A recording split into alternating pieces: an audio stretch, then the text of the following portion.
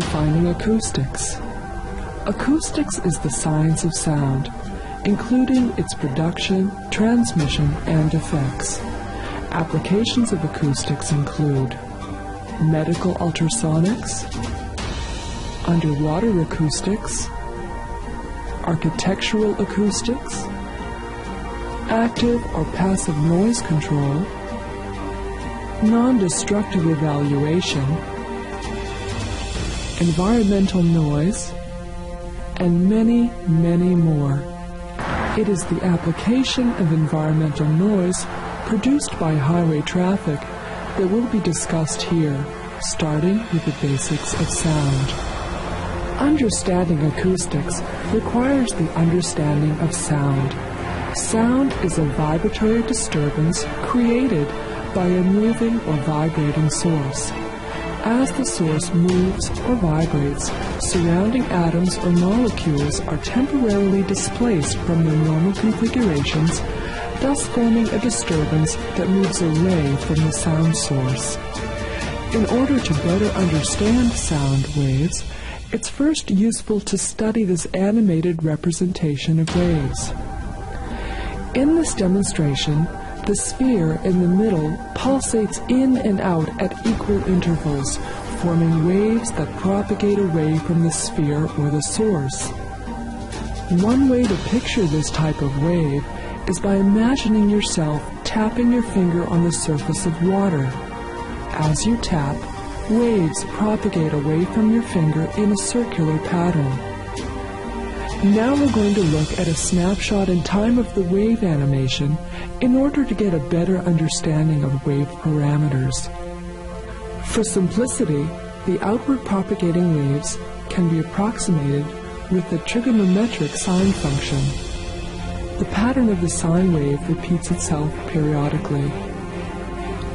The wavelength of these waves, represented by the Greek letter lambda, is defined as the repetition length. As a wave propagates through an unchanging medium, its wavelength remains constant. Another parameter of a wave is its amplitude. The amplitude determines the strength of the wave. Greater disturbances at the source lead to greater strengths during propagation. For sound waves, a higher amplitude equates to a higher volume. Waves also have an associated frequency. Frequency, abbreviated with a lowercase f, is defined as the number of cycles of repetition per second. In other words, frequency is the number of wavelengths that have passed by a stationary point in 1 second's time. The unit of frequency used here is called hertz, abbreviated Hz. It's defined as the cycles of the wave per second. When the number of hertz exceeds 1000, it's common to write the amount in units of kilohertz. For example, 1000 hertz equals 1 kilohertz.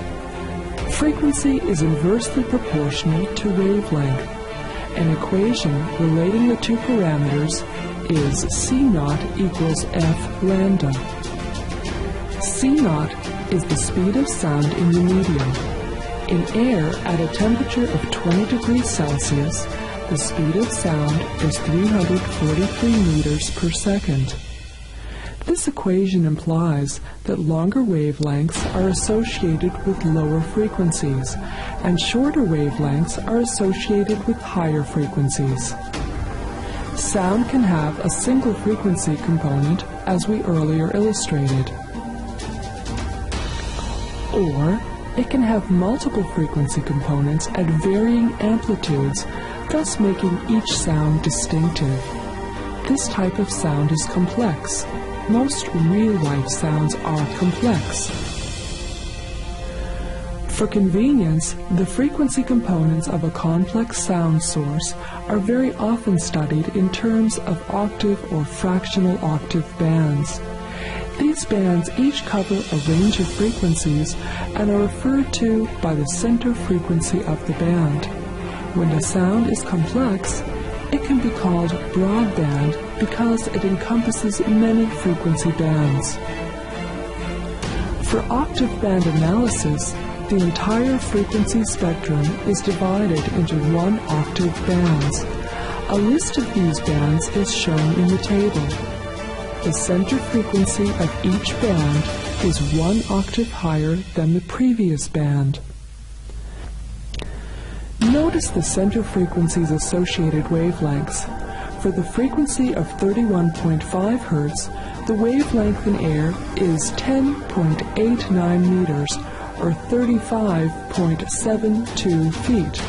And for the frequency of 8,000 Hz, the wavelength is 0.04 meters, or 0.14 feet. We've used animation to help describe various wave parameters. Now that these parameters have been explained, let's look at a demonstration of how sound waves operate. Sound waves must propagate through some medium, since it's the medium's particles that support the wave. The example medium here is air. Now a source is introduced on the left side. It is producing a pure tone or single frequency sound wave in the air. The air particles are displaced as the waves propagate away from the source. The particles themselves are just oscillating back and forth, but it can be seen that the sound waves are propagating outward. As the air particles bunch up, this forms a high positive amplitude area, and when they are most spread apart, this forms an area of high negative amplitude. In their undisturbed configurations, the particles represent an area of 0 amplitude. The amplitudes correspond to a change in pressure from its ambient value. This is termed the acoustic pressure. A sine wave is again shown to better understand the wave parameters. Notice how the darker areas of the acoustic wave line up with the peaks of the sine wave. We have now defined wave parameters, including frequency, and have illustrated the important characteristics of sound waves. The discussion has focused on the sound source. It's also important to understand the receiver of the sound. As an example, sound waves travel through the air and interact with the human ear. Perfect human hearing lies in the range of approximately 20 to 20,000 Hz. Frequencies below 20 Hz and above 20 kilohertz are heard by other living creatures but not by humans. 20 to 20,000 Hz is called the audible sound range. Infrasound includes frequencies below 20 Hz. And ultrasound includes frequencies above 20 kilohertz. In order to connect frequencies with sounds we recognize, let us first listen to the piano. A piano covers a frequency range of 55 to 8,360 Hz.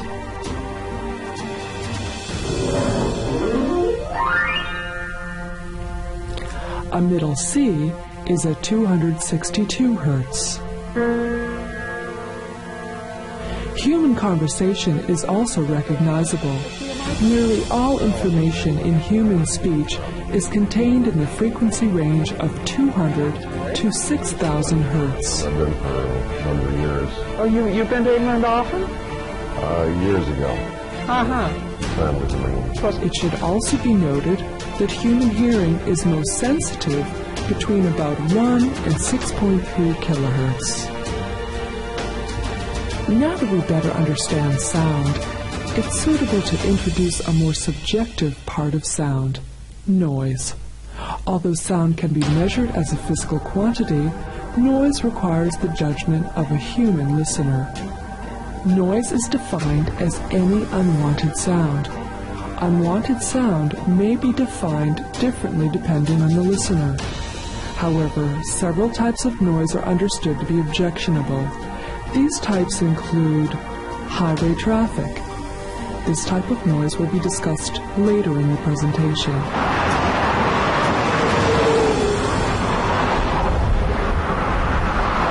Loud machinery or tools.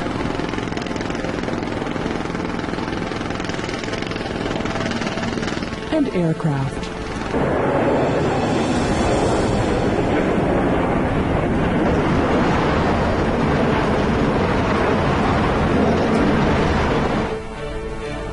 A better understanding of noise involves quantifying its perception. Physical measurements of the strength of the wave are explained first, followed by perceptual measurements. We talked before about the amplitude of the wave. The amplitude of a sound wave can be quantified by measuring the associated pressure disturbance. In other words, we need to measure the change in pressure from its ambient value. Again, this change in pressure is termed the acoustic pressure. Sound can be represented in terms of a physical unit of pressure. One such unit is pascals, abbreviated PA, a unit widely used in the acoustics community. Acoustic pressure amplitudes can range from the 100,000ths to the 100,000s in pascals. Because of the wide range of amplitudes encountered when measuring pressure, it has become convenient and customary to plot the pressure data on the more compact logarithmic scale. On this scale, the unit is the decibel, abbreviated dB. And now instead of plotting the acoustic pressure, you plot the sound pressure level. The decibel values shown here correspond to measurements in the air. The equation for converting pressure to sound pressure level, abbreviated SPL, is SPL equals 10 log P over P ref squared. In this equation, P is a time averaged pressure, and P ref is the reference pressure, a quantity that depends on the medium in which the sound wave is propagating. In water, P ref equals 1 times 10 to the negative 6 pascals, which equals 1 micropascal. In air, P ref equals 20 micropascals. This is the pressure value which represents the threshold of unimpaired human hearing for a 1 kilohertz tone. In other words, the quietest audible sound at that frequency. To get an idea of how pressure and sound pressure level relate, here is an example calculation where air is the supporting medium. We have an acoustic pressure level of 0.036 pascals. The sound pressure level is then calculated to be about 65 decibels. This is the approximate sound pressure level for normal conversation. That sounds great. It was fun. It was the first time I've been for a number of years. Oh, you've been to England often? Years ago. Family in England. Here are other examples of sound levels, starting with a very quiet sound and working our way up. A quiet suburban neighborhood will exhibit an average sound level of about 40 decibels.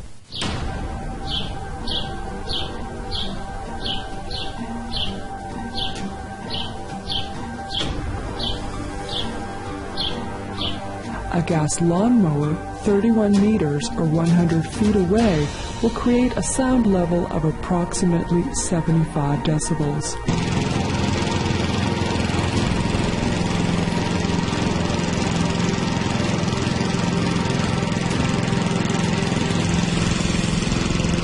A diesel truck 15 meters or 50 feet away, traveling at highway speeds, will achieve a maximum level of 85 decibels.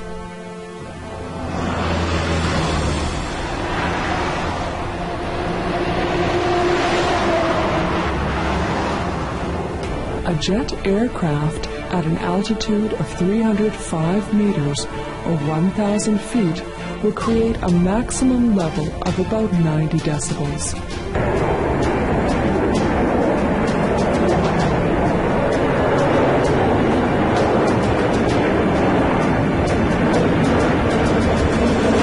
The threshold of pain for humans is between 130 and 140 decibels. The sound pressure level is often represented by a capital L. We will now use L to help explain the combining of sound pressure levels. When you need to add sound pressure levels, it is not a simple matter of algebraically adding the numbers. 80 dB plus 80 dB does not equal 160 dB. As explained earlier in the presentation, the decibel scale is logarithmic. Therefore, to combine decibel values, each must be converted to a linear scale, added, and then converted back to a logarithmic scale.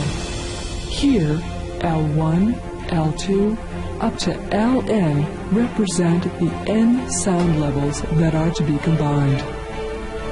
For applications requiring only integer decibel accuracy, it's also possible to apply some simple steps to calculate an approximate total sound pressure level. First, find the decibel difference between two sound pressure levels. You then add an adjustment factor to the higher of the two sound pressure levels. If the decibel difference is 0 or 1, then you add 3 dB. 2 or 3, you add 2 dB. And between or equal to 4 and 9, you add 1 dB. If the difference is 10 decibels or greater, you can safely ignore the lower level source.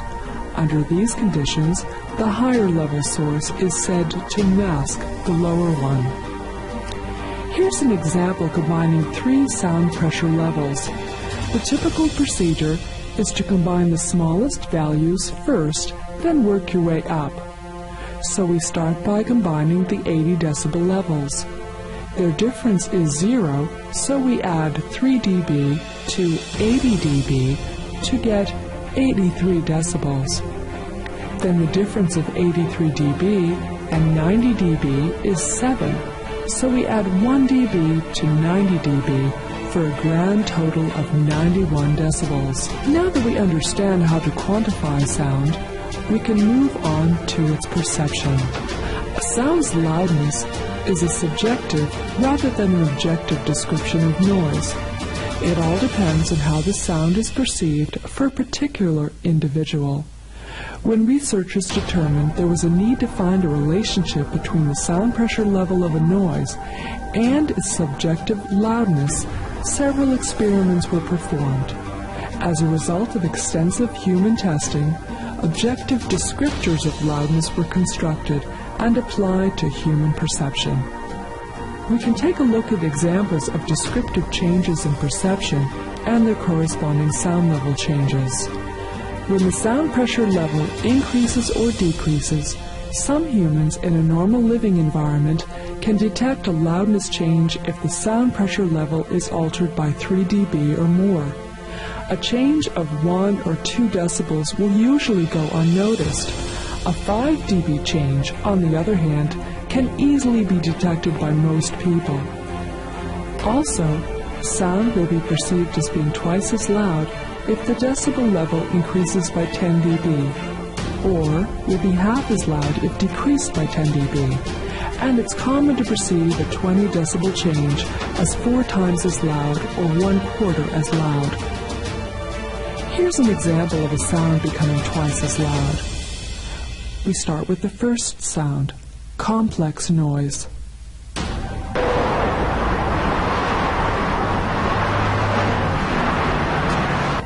And here's the second sound, the same audio clip, but at a different sound level.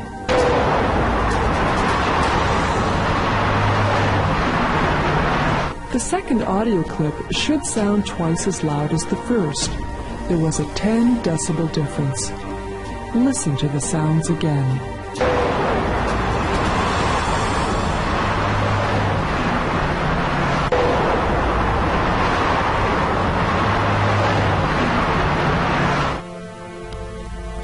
We can also look at human perception of sound according to frequency. Remember from before that the audible sound range for humans is from 20 to 20,000 hertz. This is shown plotted on a logarithmic scale. Even though perfect human hearing lies in this range, we do not hear equally well at all frequencies. Earlier it was stated that human hearing is most sensitive in the range of about 1,000 to 6,300 hertz. To describe sound levels in a manner which closely approximates normal human hearing, the actual sound level measurement is modified by applying A weighting. A weighting is a response function that spans the audible frequency range. This weighting assigns to each frequency a weight that is related to the sensitivity of the ear at that frequency. Frequencies to which the human ear is less sensitive are weighted less than those to which the ear is more sensitive. The A weighting curve emphasizes frequencies in the 1000 to 6300 Hz range and de-emphasizes frequencies out of that range. This is the A weighting plot in tabular form for octave bands. For each center frequency shown, a dB adjustment value is given. For example, for the 125 Hz octave band, a negative 16.1 dB adjustment should be applied. The 500 Hz band requires a negative 3.2 dB adjustment. The 1000 Hz band, which can be thought of as the reference frequency for A weighting, has no adjustment, and the 2000 Hz band requires a positive 1.2 dB adjustment in sound pressure level. A sound pressure level with A weighting applied is often stated in units of dBA. The A-weighted sound level is the most widely used measure of environmental noise and is internationally accepted. Noise can be a steady, continuous sound, or it may tend to fluctuate between intensely loud and quieter periods. An example of the latter is the noise produced by road traffic. It peaks with the passage of a heavy truck and will have quiet intervals when there is little or no traffic.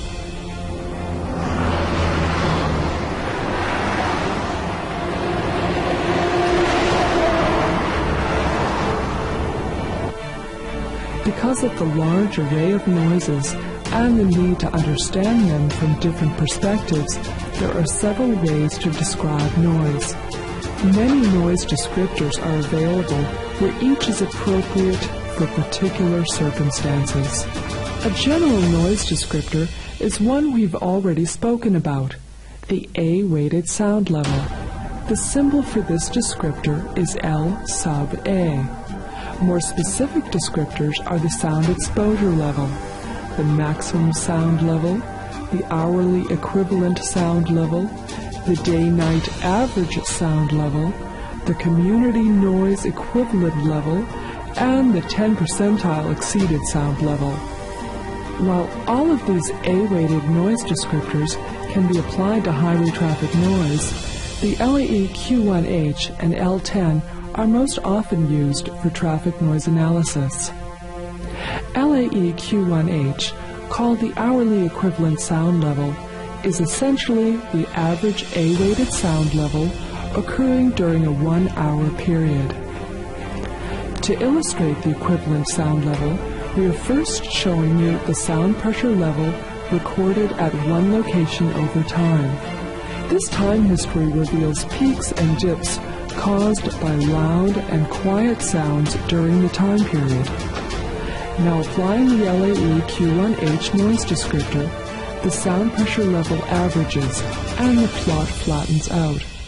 This sound descriptor should be applied to continuous sounds, such as relatively dense highway traffic. The other noise descriptor we will discuss is L10, the A-weighted 10 percentile exceeded sound level. It's the sound pressure level exceeded 10% of a specific time period. Here's an example. Say 50 samples were taken during a period of time. You extract the highest 10% of the sound pressure levels, which in this case would be 5 samples. The fifth highest sound pressure level is the 10 percentile exceeded sound level.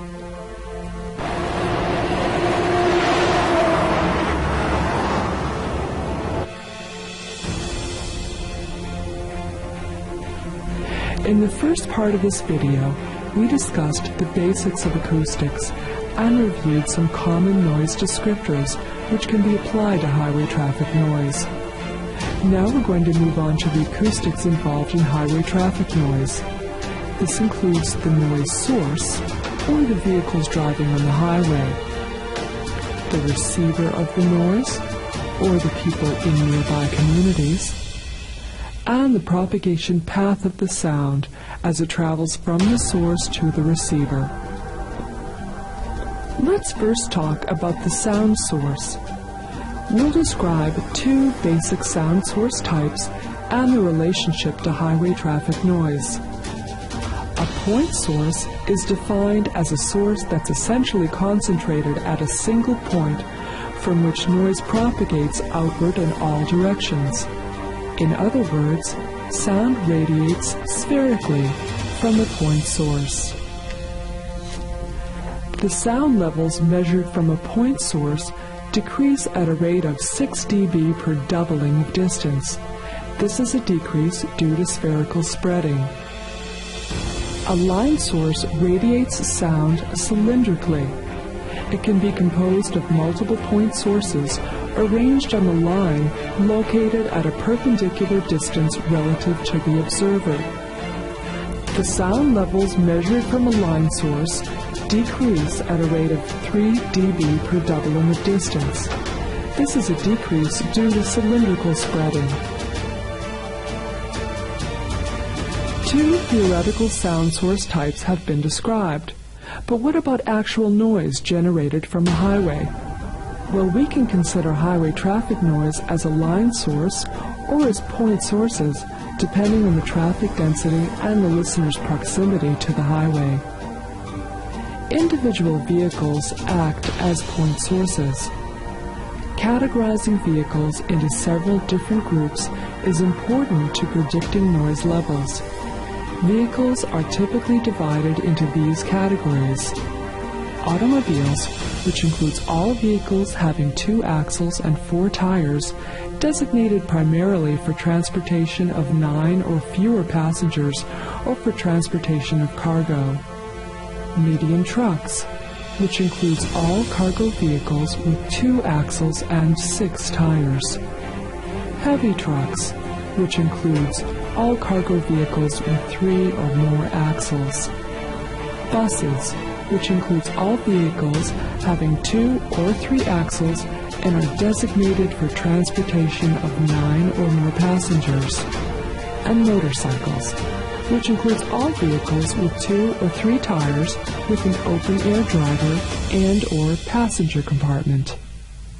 In general, the loudest vehicles are in the heavy truck category. As an example, at a distance of 15 meters or 50 feet, a single heavy truck traveling at normal highway speeds can produce a maximum sound level of around 85 dBA. The quietest vehicles are in the automobile category. For the same conditions as the example heavy truck, the maximum sound level of the automobile is around 75 dBA. The major noise sources in vehicles are, for trucks, the exhaust stack, and for all vehicles, the engine and tire pavement interaction.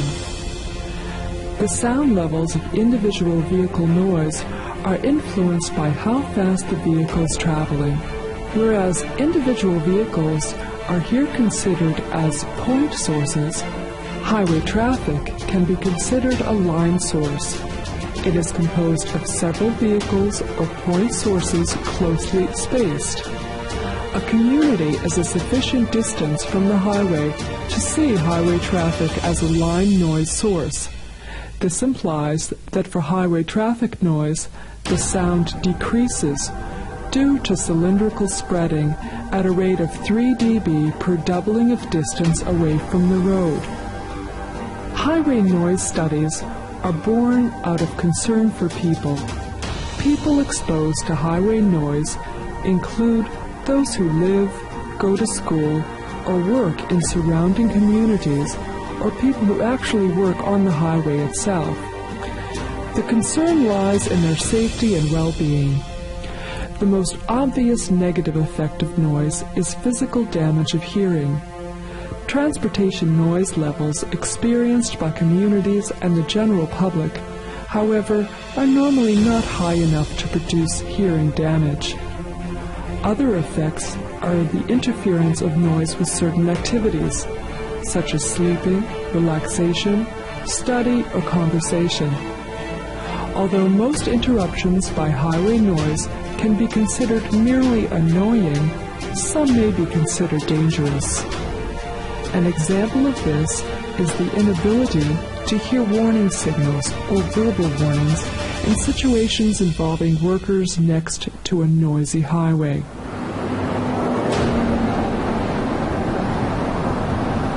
Less obvious, but nevertheless real, are the stress effects of noise. There is ample evidence that noise can cause stress and thus may be a contributor to stress-related diseases such as anxiety or heart disease. The path the sound takes when traveling from the source to a receiver can be quite complicated when taking into account ground reflections, obstructions, and meteorological effects. The received sound level depends heavily on these parameters. We can start by talking about a simple propagation path, the path going directly from the source to a receiver. Besides geometrical spreading, which causes the sound level to decrease as it propagates toward the receiver, the propagation medium itself can possess inherent losses. Atmospheric absorption is the attenuation of sound during its passage through air. For propagation distances related to highway measurements, this attenuation is only significant at very high frequencies, greater than 5,000 Hertz. It is, in general, small compared to attenuation caused by other propagation mechanisms and can usually be neglected. Meteorological conditions can also affect the direct propagation path. These conditions include vertical temperature and wind gradients. In general, daytime weather conditions permit the ground to be heated by solar radiation. The air nearest the ground is warmest, becoming progressively cooler with increasing height.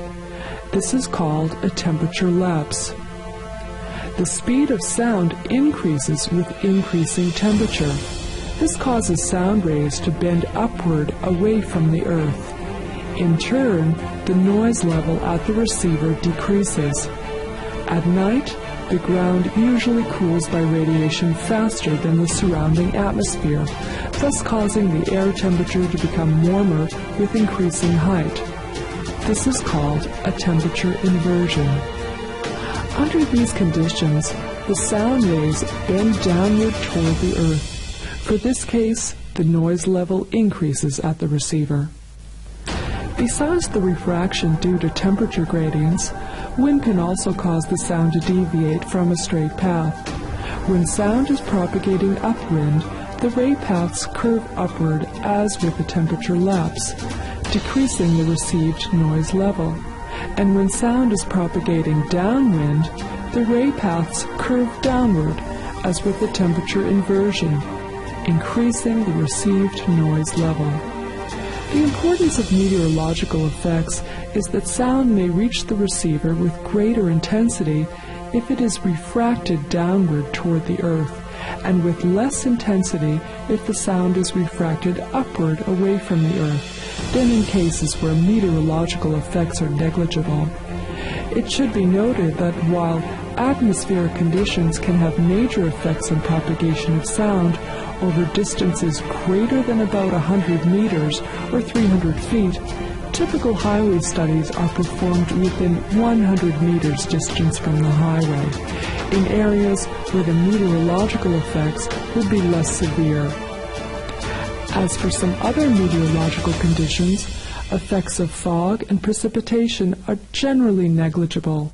On the other hand, atmospheric turbulence, which can be generated by moving vehicles or heated pavement, could potentially cause fluctuations in received sound levels or can reduce soft ground attenuation, the next topic of discussion. In addition to a simple path from the source to a receiver, sound can also reflect off the ground during propagation. The ground reflected wave can interfere with the direct, non-reflected wave to produce a net increase or decrease in sound pressure level.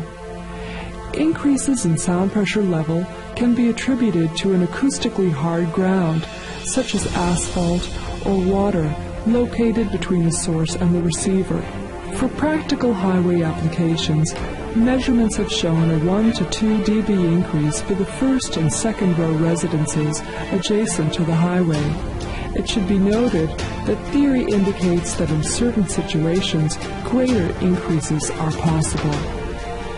An acoustically soft ground, such as grassland, plowed earth, or snow, can cause a significant broadband attenuation, except at low frequencies. As a general rule of thumb, for each doubling of distance, the soft ground effect attenuates the sound pressure level at the receiver by 1.5 dB. This extra attenuation applies only to incident angles of 20 degrees or less. For greater angles, the ground becomes a good reflector and can be considered acoustically hard. Another consideration when discussing ground reflections is the terrain geometry. Sound may encounter terrain that's not flat, but rather terrain with small hills. For a downwardly curving ground, the sound rays stray away from the ground's surface. For an upwardly curving ground, the sound rays are forced to encounter the ground's surface. We have so far discussed several aspects of the sound propagation path and have now arrived at the last topic covered in this presentation: obstructions in the propagation path. Natural terrain features, such as hills and dense woods, as well as man-made features, such as buildings and walls, obstruct the sound path between source and receiver, and in most cases reduce or attenuate noise levels for nearby receivers. The amount of attenuation provided by these objects depends on the size of the object and frequency content of the associated noise source. The term noise barrier refers to any large object that blocks the line of sight between source and receiver, including the ground itself if it protrudes upward through the line of sight. A noise barrier is commonly a wall or earth berm specifically constructed for the purpose of noise reduction. This type of obstruction is the most commonly used traffic noise abatement measure. When sound encounters a barrier, there are three possible paths it takes: diffracted over or around the barrier, transmitted through the barrier, or reflected by the barrier. The diffracted sound is the most important path that reaches the receiver located on the other side of the noise barrier. This is the sound that bends over the top of the barrier into the barrier's noise shadow. The frequency content of the sound is important. As discussed earlier, there's a direct relationship between the frequency and wavelength of sound. Lower frequencies have longer wavelengths, and higher frequencies have shorter ones. As a result, diffraction is not uniform over all frequencies. Longer wavelengths that approach the barrier height easily bend over the top of the barrier right down to the receiver, whereas shorter wavelengths bend just slightly over the top, not reaching the receiver. Diffraction also occurs around barrier ends. In these instances, it's usually only important for receivers close to the end of a barrier. The noise shadow behind a barrier is not very well defined, much different than a shadow in optics. When light hits a barrier, there's a well-defined region of darkness or light absence behind the barrier. For sound, the shadow must be considered an area of noise reduction rather than an area of noise absence.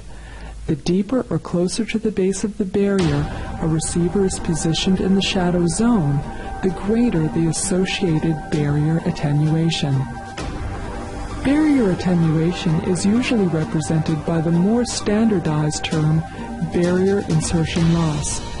Barrier insertion loss is defined as the sound level at a given receiver before the construction of a barrier minus the sound level at the same receiver after the construction of the barrier. The construction of a barrier usually results in a partial loss of soft ground attenuation, a loss apparent when compared to the no barrier case. This is due to the barrier forcing the sound to take a higher path relative to the ground plane. Physically, barrier insertion loss is the net effect of barrier diffraction, combined with this partial loss of soft ground attenuation. Another way sound from the source can reach the receiver on the other side of the barrier is by a rather direct, although obstructed path. When the incident sound hits the barrier, some of the acoustical energy can be transmitted through the barrier material and continue to the source. The amount of transmission depends upon factors relating to the barrier material, such as the weight, stiffness, or loss factors, the angle of incidence of sound, and frequency spectrum of sound. The amount of sound reduction during transmission is called the transmission loss. Typically, the transmission loss improves with increasing weight of the material. Most common materials used in barrier construction provide a transmission loss of 20 dB or better. For materials such as concrete or masonry blocks, the transmission loss values are more than sufficient, exceeding 30 dB. In other words, the sound energy transmitted through these barriers is reduced by 30 dB, rendering it effectively negligible when compared with the diffracted sound. As a general rule, the transmitted sound must be at least 10 dB lower as compared to the diffracted sound in order for it to be ignored. The remaining noise is either absorbed by the noise barrier material or reflected. The ability of a barrier surface to absorb incident sound energy is characterized by its noise reduction coefficient, abbreviated NRC. Noise reduction coefficient values are based on an average of absorption coefficients at individual frequencies and theoretically range from 0 to 1. 0 indicating that the surface is totally reflective, or that there's no absorption, and 1 indicating that the material is totally absorptive. NRC values for an absorptive barrier generally range from 0.6 to 0.9. A reflective barrier surface can cause noise to affect receivers on the opposite side of the highway. It is a common perception among such communities to hear a difference in the sound after the barrier is installed.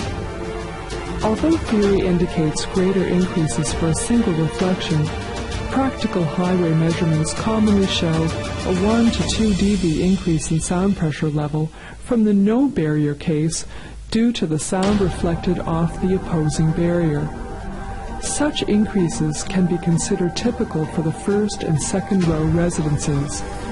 While this increase may not be readily perceptible, residents on the opposite side of the highway may perceive a change in the quality of the sound. The signature of the reflected sound may differ from that of the source due to a change in frequency content upon reflection. If we have parallel barriers, instead of just a barrier on one side of the highway, the situation becomes much more complicated. For parallel barriers, sound may reflect back and forth across the roadway many times before ultimately progressing outwards toward nearby receivers. The multiple reflections increase the sound level at nearby receivers and can reduce insertion loss provided by either wall alone by 2 to 6 dB. As an example, a barrier that achieves a 10 dB insertion loss may realize only a 4 to 8 dB insertion loss if a parallel barrier is placed on the opposite side of the highway. The reduction in barrier effectiveness due to multiple reflections from parallel barriers or retaining walls is called parallel barrier degradation. Research has shown that as a general rule, if the ratio of roadway width to average height of the parallel barriers is 10 to 1 or greater, the parallel barrier degradation is less than 3 dB. Remember that decibel changes less than 3 are typically not perceivable. Solutions to parallel barrier degradation include 1. Applying absorbing material to the face of the barrier, and 2. Tilting the barrier out away from the highway. When tilting a barrier, one must consider tall structures on the opposite side of the highway so as not to adversely affect them with the reflected sound. Several design considerations need to be addressed when constructing a barrier. Following is a brief discussion of some of the acoustical design parameters. As a general rule, a wall that breaks the line of sight between the source and receiver provides 5 dB attenuation. Thereafter, you can achieve about a half dB attenuation per incremental foot of height, or 1.5 dB attenuation per meter. Breaking the line of sight with a barrier and getting the 5 dB reduction is simple. With this, you can achieve a 68% reduction in acoustic energy, which equates to a 30% reduction in loudness. The actual insertion loss for such a barrier could be less than 5 dB because of the partial loss of acoustically soft ground attenuation as discussed earlier. It is also usually quite feasible to achieve a 10 dB reduction using walls or berms of reasonable height. Here you would get a 90% reduction in acoustic energy and a loudness reduction of 50%. Greater barrier noise reductions are not so easily attainable. A 15 dB reduction would be very difficult, and a 20 dB reduction would be nearly impossible. Noise barriers are usually designed with an insertion loss goal of 10 dB in mind. Remember that insertion loss includes the barrier reduction and the partial loss of ground attenuation. Actual barrier insertion losses of between 6 and 8 dB are quite common. Also, keep in mind that a barrier will provide no insertion loss until its attenuation exceeds any loss of excess ground attenuation due to construction of the barrier. Besides obstructions that are specifically constructed for noise abatement, other large objects can interfere with sound propagation. Specifically, we are referring here to rows of buildings or large areas of dense foliage. Buildings refer to houses, offices, apartments, and other similar structures. For rows of buildings, the amount of noise reduction varies with building sizes, their spacing, and site geometry.